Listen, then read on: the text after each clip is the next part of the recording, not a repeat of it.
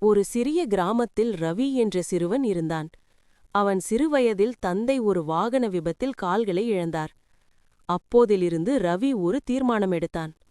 ஒரு நாள் நான் ஒரு வாகனம் உருவாக்கணும். அதில எத்தனை குறைபாடு இருந்தாலும் யாரும் விழக்கூடாது. அவன் நாள் முழுவதும் பழைய பாகங்களை எடுத்து விளையாடுவான். அவன் நண்பர்கள் சிரிப்பார்கள். ரவி, இது விளையாட்டு இல்லடா, கனவு மட்டும்தான். ஆனா அவன் மனசு இரும்பு போல உறுதியாயிருந்தது. ஒவ்வொரு தோல்வியும் அவனை கெடுக்கவில்லை, வலுப்படுத்தியது. பல வருடங்களுக்குப் பிறகு அவன் உருவாக்கிய சிறிய மின்சார வாகன மாதிரி ஒன்றை அரசு தேர்ந்தெடுத்தது. அதை பார்த்த அதிகாரி கேட்டார், இது யாருக்காக உருவாக்கினாய்? ரவி சிரித்தான்.